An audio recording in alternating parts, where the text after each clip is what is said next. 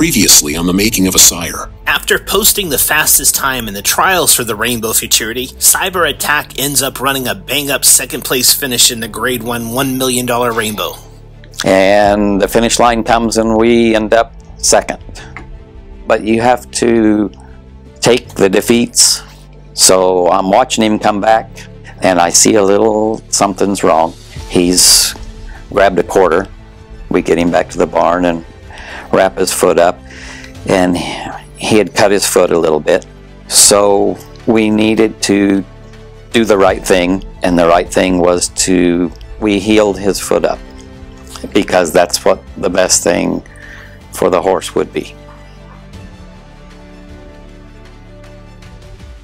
It's episode 4. Yeah, well, after the finals, the Rainbow finals, Chris decided don't run it in the All-American. So he just said, I'm away for the Golden State. So he's still galloping over there in Ruidoso, keeping training. And I worked it before they came here to California. I worked it like 400 yards, just a little breeze to testing how it feel.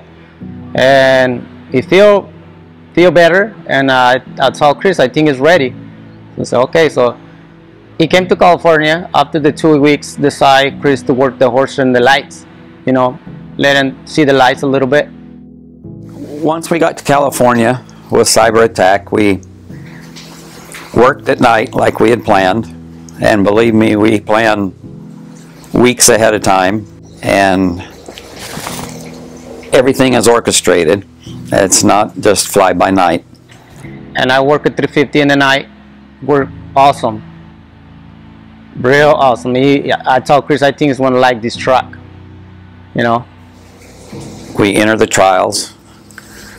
He draws a good post, and so he's been training well. And when you draw a good post and a good trial, and at Los Alamitos, it's nice because you run all the trials in one night, and there's usually 12 to 14 trials. I love Ruidoso, but you don't have the weather here in California. Usually it's pretty much the same from the first race to the last race in one night. So we're pumped up the way he worked, and we've got him pointed and coming off of a really good race in the Rainbow Futurity. We're feeling pretty happy, pretty strong about everything. No problems with the horse. And away they go. And Cyber Attack started off beautifully, also coming out with the leaders here is Political Royalty down along the inside, trying to close in as a dream to fill. But Cyber Attack is putting on quite a display of speed tonight. And Cyber Attack to the extreme outside continues Political Royalty. But Cyber Attack and Jericho, they're going to probably be the ones to beat in the finals. Qualifying the fastest, does it add the pressure to you as well? Absolutely. Absolutely. Bob always said you never want to be the fastest in the trials. Blaine, I used to sit in the stands with Blaine, and he would say, just want to get in. I don't care if we're number 10, I just want to get in.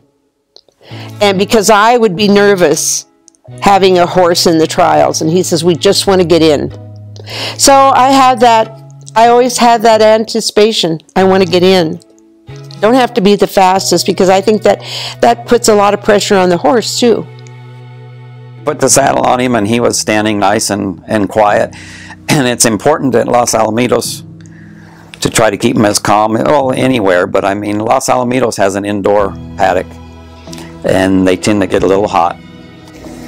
Warmed up really well, went to the gate.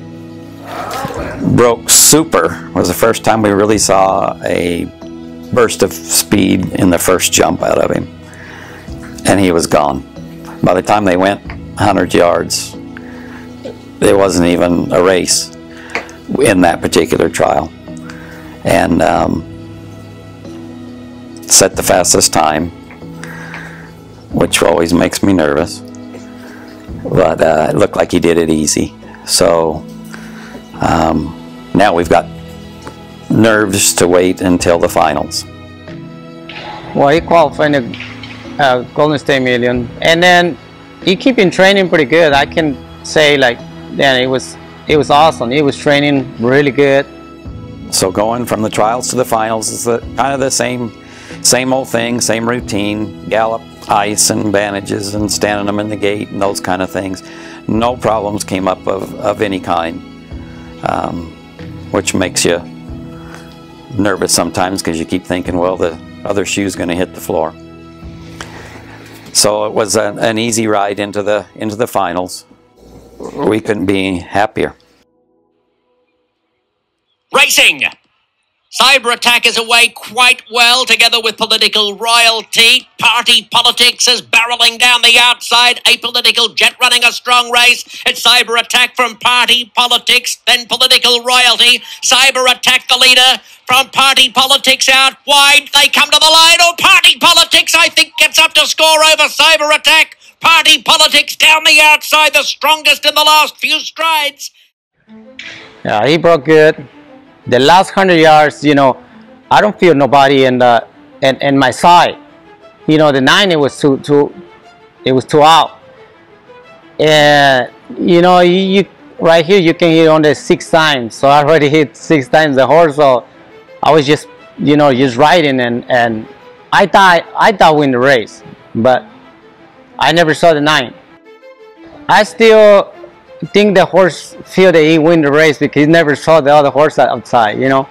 So he runs the race perfect. It's always salty when you get in those kind of races. Grade 1, you get in a big Grade 1 race, and it's, you know, there's some Ruidoso horses here and Oklahoma horses here, and everything's still good. Stood in the gate good.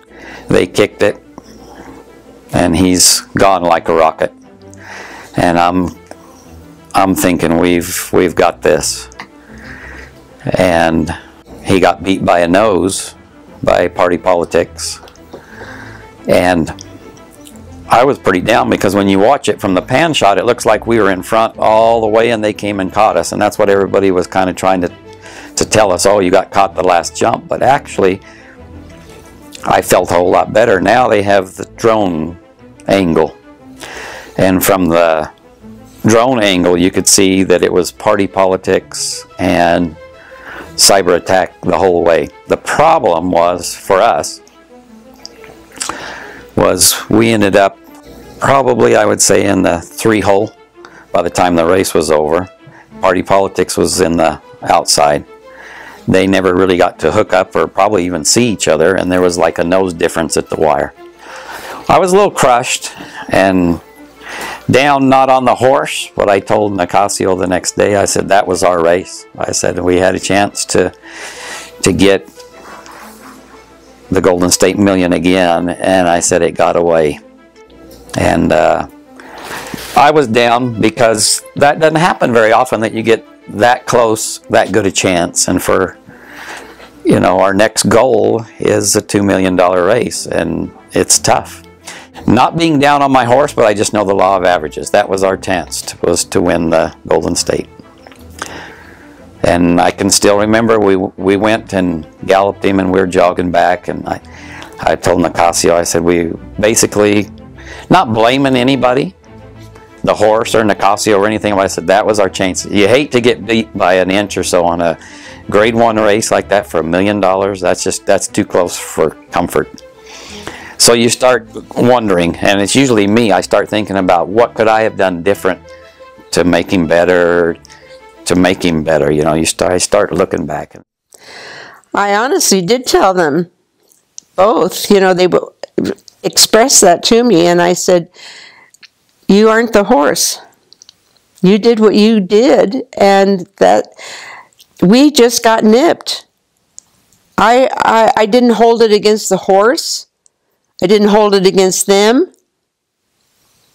I was kind of ticked off at the other horse. Nicasio, usually it's me coaching him, I guess, for lack of a better word, and telling him that everything's going to be okay. He told me, everything's going to be okay, we're going to win the $2 million.